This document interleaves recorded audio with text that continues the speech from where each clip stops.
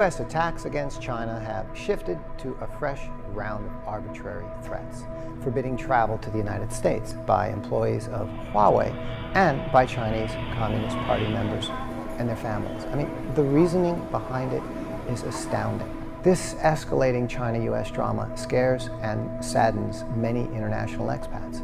Imagine how all this must feel for someone like myself. I'm an Italian-American living here in China for 21 years.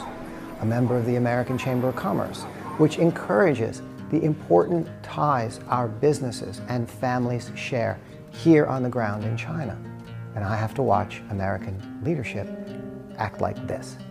It's another week, and Secretary of State Mike Pompeo took fresh aim at China again, saying the United States would impose visa restrictions on Chinese firms like Huawei that he accused of facilitating human rights violations. A telecom company. That telecommunications companies around the world should consider themselves on notice that if they do business with Huawei, they are doing business with human rights abusers. This is incredible.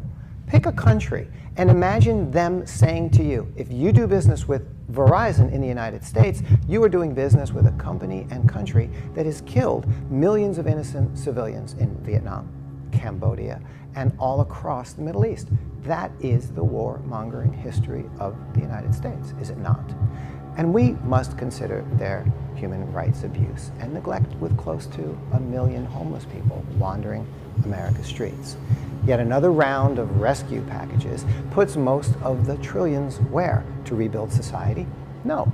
Once again, directly in the hands of the wealthy. The precious right to protest and complain shouldn't be necessary in the first place. That's the point.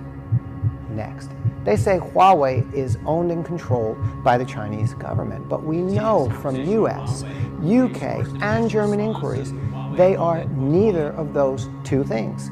Did you know Huawei handed over its entire source code to be examined? Did you know they offered to sign a mutual no backdoor pact, and it was the other parties who wouldn't sign it? I'll explain why in just a moment. Mike Pompeo also emphasized the need to protect US citizens' data from Beijing. I have to stop here and ask, whose citizens' data needs protecting from whose government?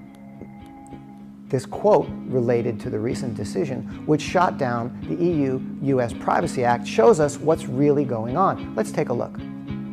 The core of the issue was on the contradiction between US law, which requires social media firms to hand over user data to its national security agencies. There it is, in plain sight.